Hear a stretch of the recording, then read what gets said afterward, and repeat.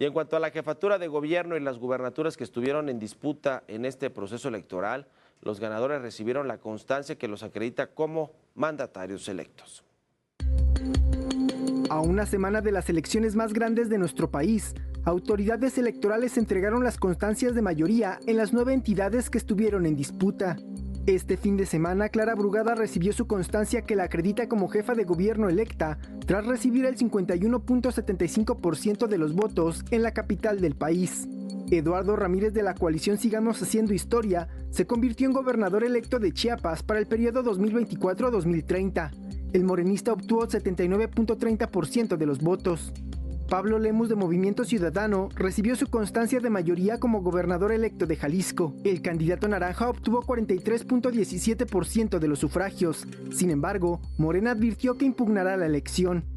Margarita González de la coalición Juntos Sigamos Haciendo Historia en Morelos recibió su constancia de mayoría que la acredita como sustituta de Cuauhtémoc Blanco. La morenista obtuvo 48.37% de los sufragios emitidos el 2 de junio en el estado. Alejandro Armenta recibió su constancia de mayoría y validez por parte del Instituto Electoral del Estado de Puebla. El candidato recibió 59.52% de votos. Lidia Denis de la coalición PAN-PRI-PRD se convirtió en la primera gobernadora electa de Guanajuato con 51.2% de los votos en la entidad. Javier May recibió del Instituto Electoral y Participación Ciudadana de Tabasco la constancia de mayoría de votos. El candidato de Morena y sus aliados obtuvieron 80.46% de los votos.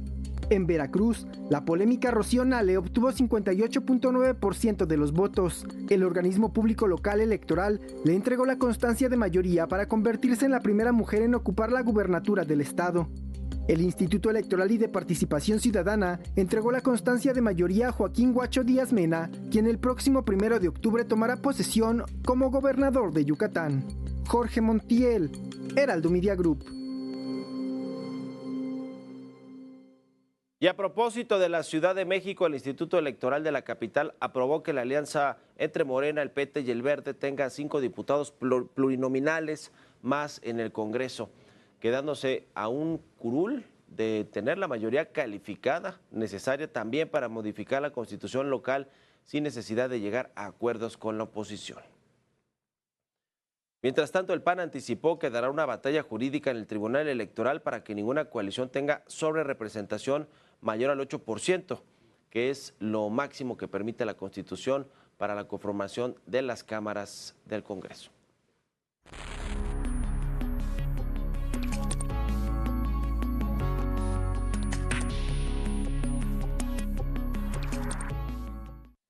Bueno, pues hoy es un día clave, sin lugar a dudas, para México, para lo que vendrá en las próximas semanas, meses y quizá años, porque en esta conversación que tendrán hoy el presidente López Obrador y la presidenta electa Claudia Sheinbaum se hablarán pues de varios temas seguramente personales, porque se conocen desde hace tiempo, han venido trabajando juntos desde hace muchos años Claudia Sheinbaum y López Obrador, pero sobre todo se hablará de las reformas constitucionales que están en el Congreso y que, pues si bien ya no saldrán en esta legislatura, se buscará que se aborden en septiembre, tan pronto arranque la nueva legislatura de la Cámara de Diputados.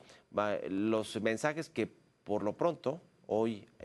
se tienen con respecto a López Obrador, que dice que van y que puede salir la reforma judicial, sobre todo en septiembre, con una pues aprobación fast track, porque si bien ya hubo parlamentos abiertos, discusiones, no se generaron los consensos necesarios y ahora pues podría pasar fast track esta reforma, quizá algunas otras como la de desaparecer organismos autónomos, reformar todo el sistema electoral y otras que tienen que ver con el agua, por ejemplo, ¿no? Cómo se puede distribuir el agua a partir de una reforma constitucional. Le preocupa todo esto a los inversionistas, a los empresarios, y Claudia Sheinbaum por el otro lado ha sido mucho más moderada, ha dicho que hay que esperar a que se evalúen bien las reformas, que no está todo dicho, que hay que hacer parlamentos abiertos, que hay que generar consensos, es decir, todo lo que a los mercados, a los inversionistas, a los grupos de poder, pues los tranquiliza, porque efectivamente no se ve que la aplanadora de Morena, según lo que dice Claudia Sheinbaum, pues vaya a pasar así como así, con respecto a todos los temas torales para México, para la Constitución mexicana, pero no es el discurso del presidente, es decir, hay discursos encontrados entre el presidente en funciones y la presidenta electa, que son, aunque son del mismo partido, del mismo movimiento y aunque son amigos, y comulgan con las ideas de izquierda, tanto López Obrador como Claudia Sheinbaum, pero en este tema particular de las reformas no se han puesto de acuerdo. Claramente Sheinbaum no quiere arrancar su gobierno con una crisis financiera, es decir, que los inversionistas realmente, ahora que si se aprueban las reformas en septiembre, pues entonces que sí saquen su dinero de forma más importante que lo que hemos visto esta semana, que de por sí ya fue una semana para el olvido en términos del retroceso que tuvo el peso mexicano frente al dólar y la Bolsa Mexicana de Valores también. Es decir, es un problema que a Claudia Sheinbaum, si bien pues coincide con muchos de estos temas, porque como lo dijo el presidente, pues ella también los anduvo comentando en el proceso electoral, es decir, durante su campaña anduvo comentando todas estas reformas que son necesarias según Claudia Sheinbaum, y así se la cantó el presidente López Obrador el viernes pasado, dijo, pero ella los andaba comentando las reformas en su campaña o no.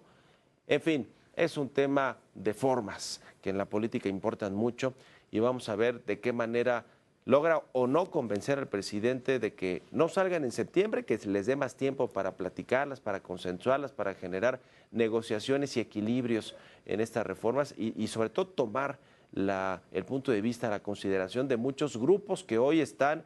a la deriva con esta reforma, es decir, que se sienten vulnerables con una reforma así. Cuando digo pues muchos grupos de poder, hablo de los empresarios y de los inversionistas. Por ejemplo, a cualquier inversionista que tiene una empresa del tamaño que sea en México, pues no le gustaría saber que la Corte va a quedar en manos de morenistas. Y cuando digo morenistas es porque probablemente puedan salir estas reformas y que los ministros y ministras sean elegidos por voto popular, es decir, pues por la mayoría de Morena, ¿no? De quienes votaron por Morena y se pueden llevar a estos escaños a muchas, quizá Lenia Batres, imagínense una corte llena de ministras como Lenia Batres que son claramente identificadas con las luchas de izquierda, y cuando digo luchas de izquierda es entre comillas, es decir, son radicales como lo hemos visto en muchas de las sentencias, radicales y que además no tienen conocimiento constitucional, Lenia Batres, de cómo funciona siquiera la Corte. Entonces ha tenido muchas pifias como ministra de la Corte y esto pues es lo que sin duda alguna le preocupa a los inversionistas, que quede en manos de personajes como Lenia Batres, la verdad, la Suprema Corte de Justicia de la Nación,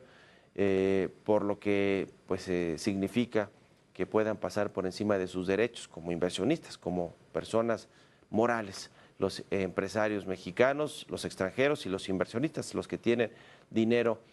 invertido en los bonos del gobierno mexicano, en fin, porque además de todo está inminentemente también la revisión que hagan las calificadoras de riesgo crediticio a México. Es decir, hoy México tiene grado de inversión, lo cual significa que es un país que va a pagarle a los inversionistas que tengan su deuda lo que se comprometió a pagarles. Pero si pierde el grado de inversión, la cosa se le complica a México de forma extraordinaria, en términos de certeza, de confianza, en términos del tipo de cambio, de los mercados financieros y también de la inversión, porque lo financiero pasa a lo macroeconómico y luego a lo económico. A todos nosotros nos afecta una depreciación, una incertidumbre en la inversión, porque pues no llegará más inversión privada y no se generarán los empleos que se espera que se generen y la actividad económica que se espera que se genere. En fin, es decir, es una bola de nieve si se deja crecer. Es lo que no quiere Claudia Sheinbaum. Por eso tuvo estas llamadas con la gerenta directora del Fondo Monetario Internacional, reuniones con BlackRock, el principal fondo de inversiones y gestor de activos del mundo, y por eso mandó de entrada por delante al secretario de Hacienda, Rogelio Ramírez de Alao, que va a repetir como secretario de Hacienda en su gobierno, para que les diga a los inversionistas que van a actuar con prudencia. Pero bueno, aquí la última palabra es política y es de Andrés Manuel López Obrador.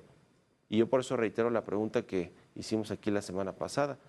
¿Se atreverá el presidente López Obrador a dejarle tanto nerviosismo, tanta incertidumbre y eventualmente una crisis financiera a Claudia Sheinbaum, a su hija política, al inicio de su administración?